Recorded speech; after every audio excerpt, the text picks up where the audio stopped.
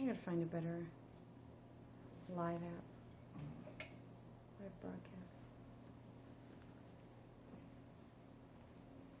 The dog will probably start snoring in 3, 2, 1. Yeah. Oops. Sorry, guys. Anyway, go. Oh, is it good? All right. This thought of the day will be short and sweet and to the point. But you're not going to like it. But it's true. We don't actually care because we are already dead.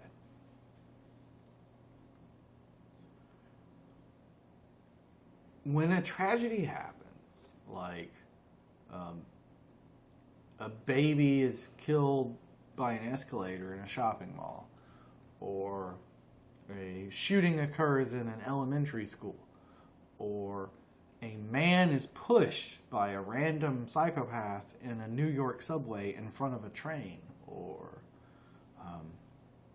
somebody's Facebook friend dies of cancer, or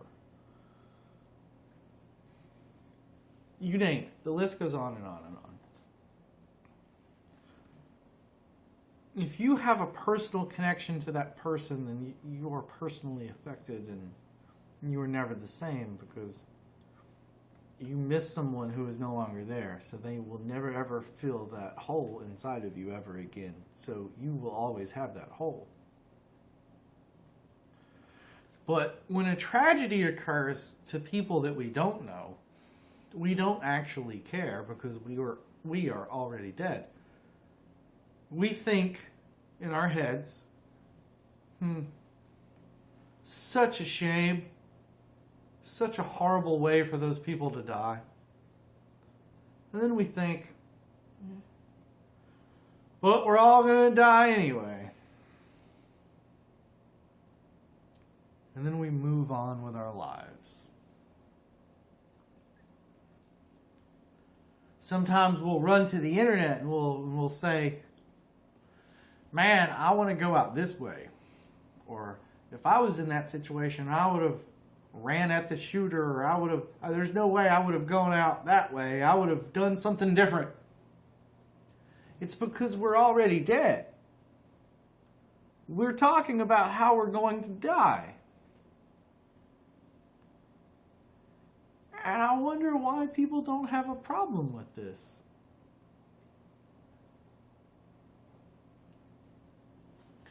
You know, it's like the baby boomers had their chance at this. They had their chance to change this.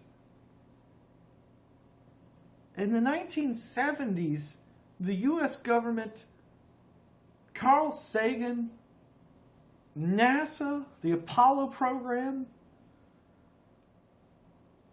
the world of tomorrow, Disney, I mean, everything was coming together. Everything was coalescing to be this look to the future.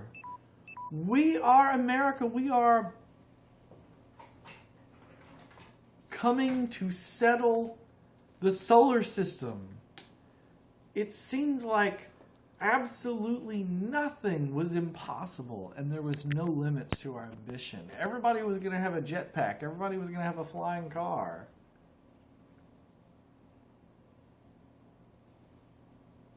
It's crazy to think about, you know?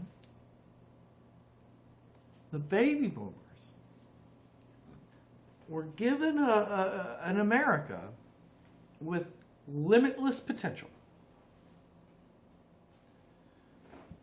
But now here we are.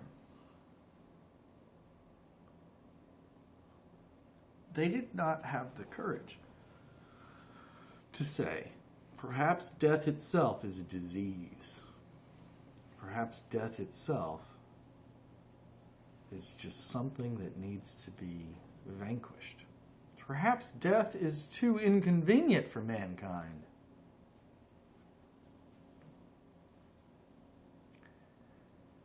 You know, at first that sounds like a delusion. But now that we live in the 21st century and it is becoming a possibility,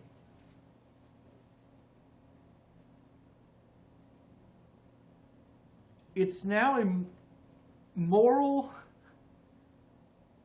shift in the entire way that we think of human society, human reality, and human life. As we now enter this new era of Google and Alphabet trying to conquer things like aging and cancer, we are now entering a new era where there was a young man that just lived for an entire year without a heart. They just gave him an artificial constant pump heart replacement system, and he lived like that for a year. We are now entering a new world where human life is not only thought of as something that can be preserved, but the human body itself is now seen as a machine like your car. And things can be fixed and replaced or even modified. And we're working on that too. We're working on genetic modification. So now, consider what I said before. We don't care because we are already dead. Consider a world, just for a second, just consider a world where humans do not die.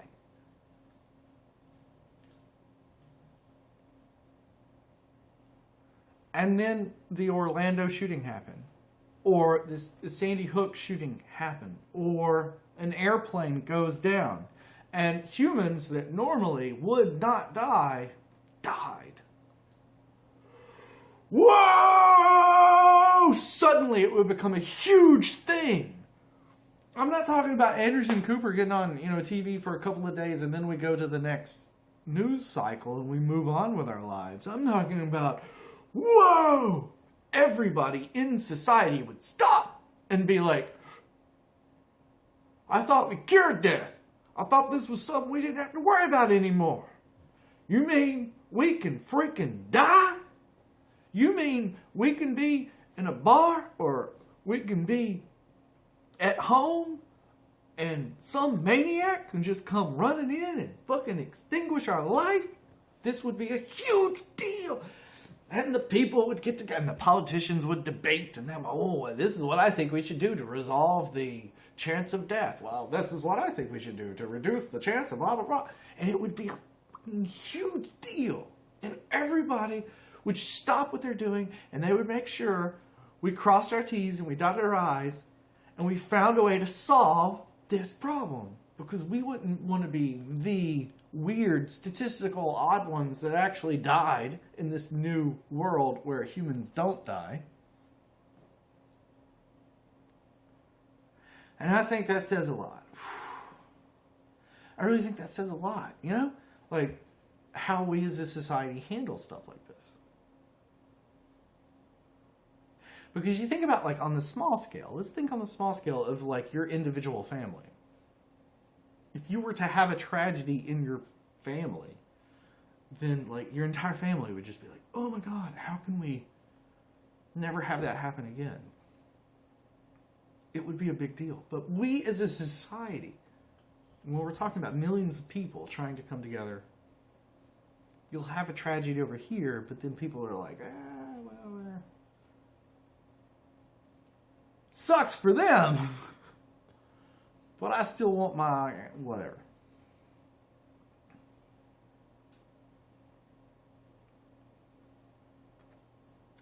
Maybe that is just because we're scared to death that if we start trying to actually help and limit death and destruction and dismay,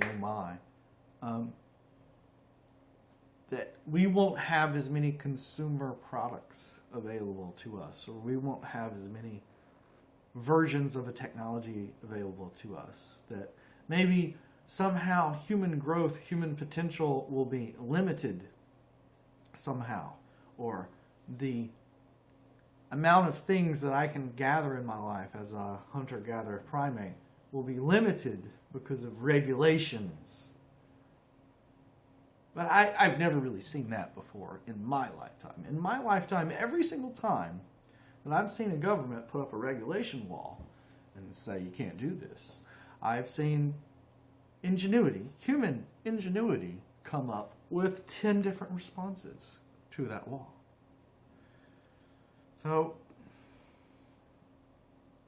although we might have that fear deep down, I don't think it actually manifests in the real world. I don't think human creativity can be stifled. I don't think human ingenuity can be stifled. It can only be channeled. And if you try to funnel it into one channel, sometimes it'll open up a completely new area that you did not know existed. Just remember what happened when the music industry tried to say that you owed them $40 every time you wanted just 2 albums to listen to that you heard on the radio. Life found a way. And suddenly MP3s became trivial and free.